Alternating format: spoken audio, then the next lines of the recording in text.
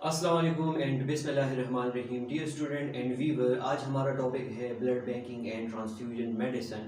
اور اس پلے لسٹ کو اسٹارٹ کرنے سے پہلے میں ذرا ضروری بھی باتیں آپ لوگوں کو بتا دوں کہ بیسیکلی بلڈ بینکنگ کو میں نے دو ٹائپس میں ڈیوائڈ کیا ہوا ہے، یعنی اس کی پارٹیشن کی ہوئی ہے. ایک ہے بلڈ بینکنگ اور دوسری ہے ٹرانسفیوژن میڈیسن.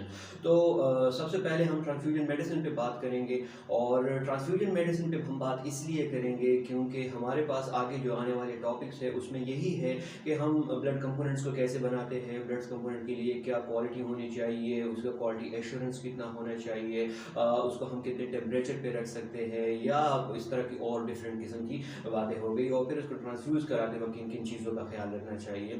اور اس کے بعد جو ہے وہ بلڈ بینکنگ، جو کہ پیور بلڈ بینکنگ ہے، ٹیکنیکل، جس میں سے ہم اے بی او بلڈ گروپنگ ہے، ہمارے پاس مائنر بلڈ گروپنگ ہے، اس میں سے فارورڈ گروپنگ ہے، ریورس بلڈ گروپنگ ہے، اے B O incompatibility, cross match وغیرہ.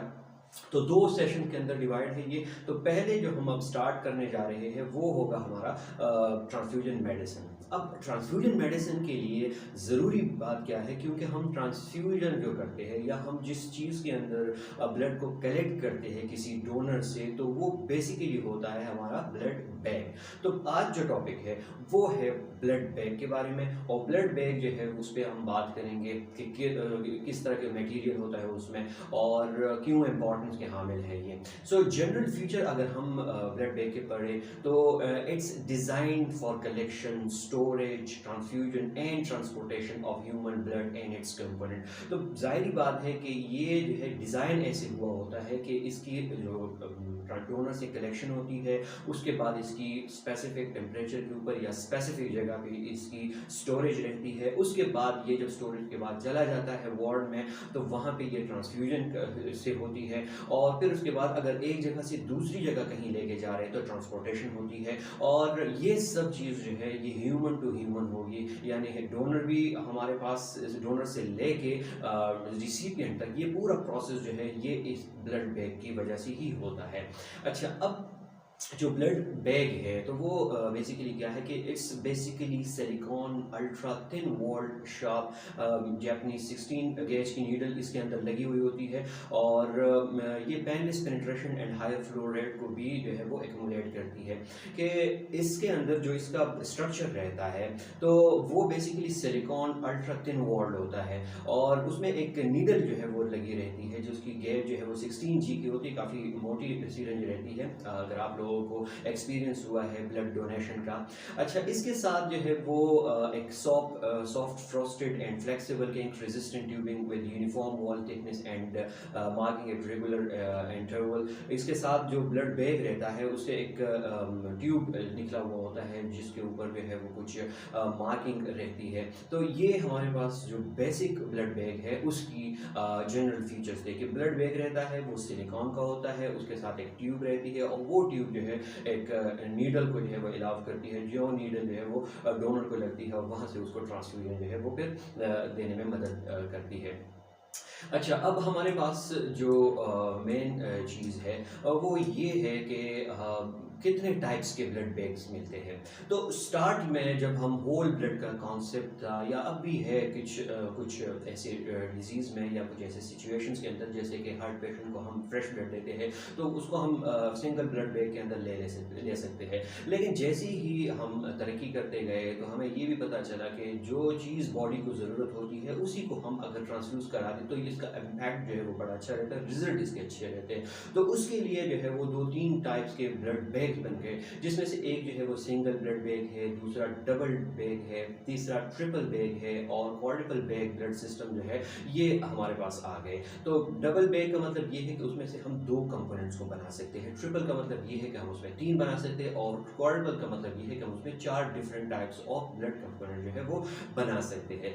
اس کے ساتھ اس بیگ کے اندر جو ہمارا مین بیگ ہوتا ہے تو اس میں ہمارے پاس کچھ ایڈیٹیو سولوشن رہتے ہیں جس کو ہم سیگم کہتے ہیں یا سی پی ڈی اے کہتے ہیں. سی پی ڈی اے کے ساتھ جو ہے وہ سیگم ایک الگ سے بیگ میں آتا ہے، تو اس کو خیر بعد میں بات کریں گے. لیکن اس کے اندر جو ہے وہ کچھ ایڈیٹیو سولوشن ہوتا ہے تاکہ جو بلڈ ہم لے سکے تو کیا وہ جتنے دن کے لیے ہم اس کو رکھ رہے ہیں، اسٹور کر رہے ہیں، تو کیا اس کے لیے وہ کافی ہے یا نہیں ہے. تو اسی لیے اس میں امپورٹنٹ چیز جو ہے وہ ایڈیٹیو سولوشن بھی ہے یا اینٹی کوگولنٹ. اسپیشل اسٹیکرز اس کے اوپر لگے ہوئے ہوتے ہیں کیونکہ موسٹ سینسٹیو ایریا ہے بلڈ بینکنگ، اور اگر ایک بلڈ گروپ جو ہے وہ غلط چلا گیا یا اس کے اوپر رانگ لیبلنگ ہو گئی تو پھر پرابلم کریٹ ہو سکتی ہے. تو وہاں پہ اس کے لیے اسپیشل اسٹیکر لگے ہوتے ہیں تاکہ وہ ٹیمپریچر کو جو ہے وہ مینٹین ہو سکے اس کا، اس کی وجہ سے وہ اترے نہ. اس کو ہم فریج میں بھی رکھ سکتے ہیں، اس کو ہم واٹر باتھ کے اندر بھی رکھ سکتے ہیں، اس کو ہم جو -20 degree centi grade -80 degree centi grade بھی رکھ سکتے ہیں.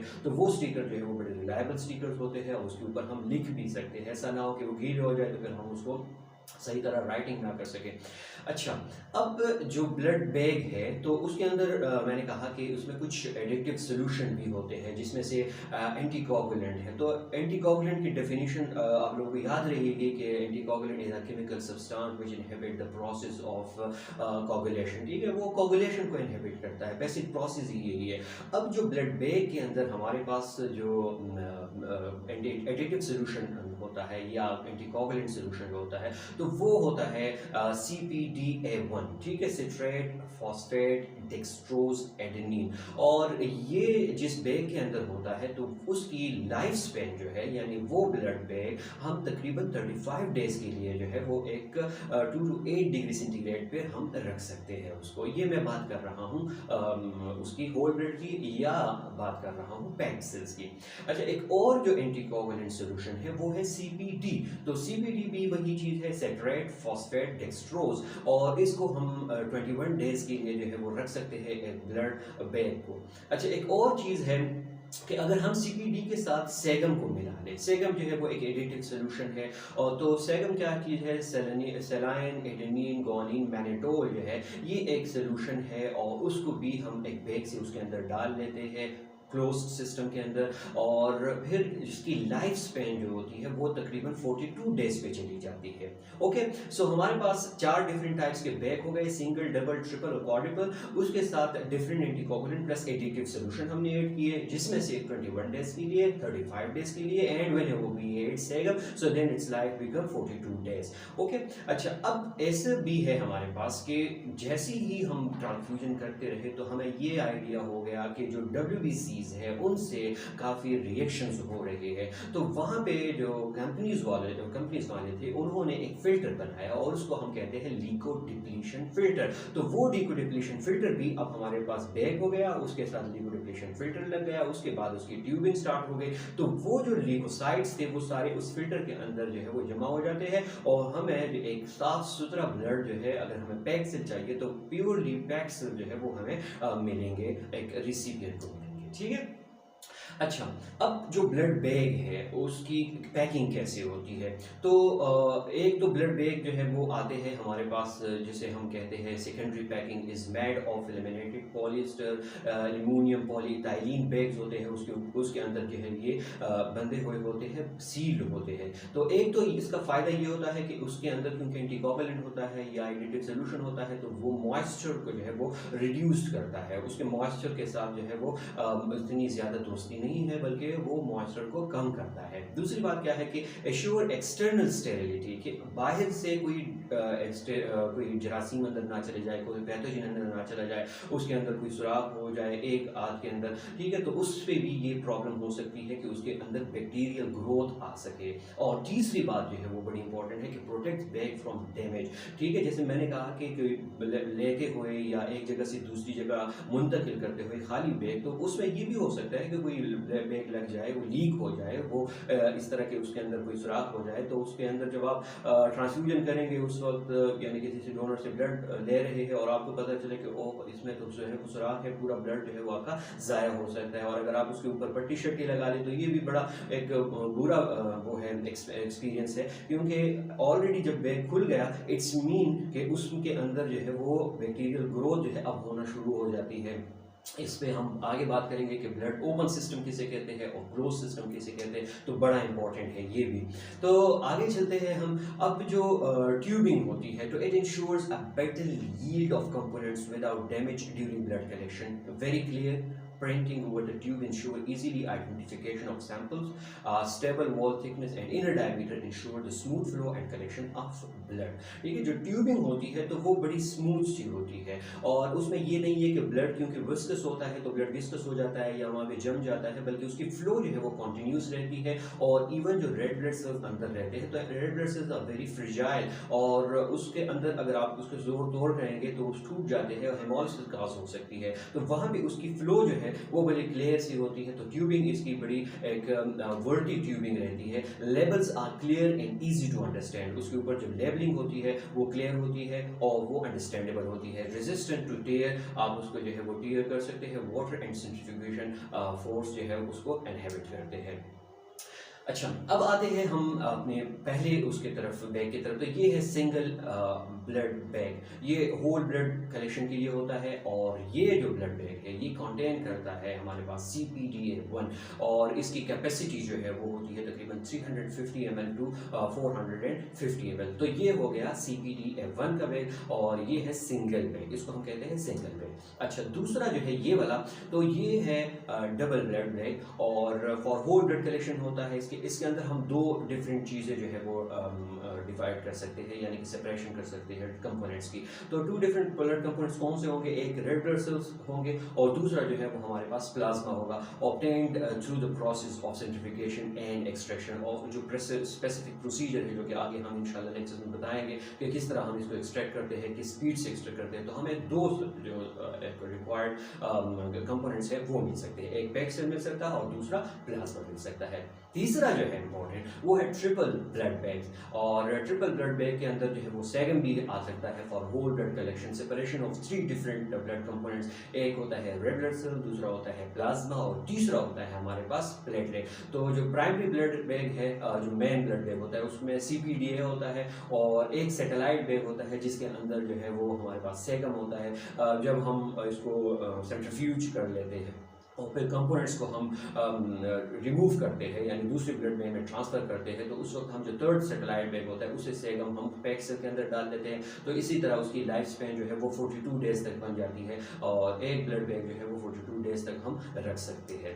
उसके बाद जो है वो पोर्टेबल बैग है। It comes with SAGM for whole blood collection, separation of 3 different component like red blood cells, plasma and platelets. जो प्राइमरी बैग है सेम यहीं पे वो CPDA के साथ जो है वो CPDA कंटेन करता है, और 3 सैटेलाइट बैग होते हैं जो कि एक बैग की जो है वो 100 ml कैपेसिटी होती है।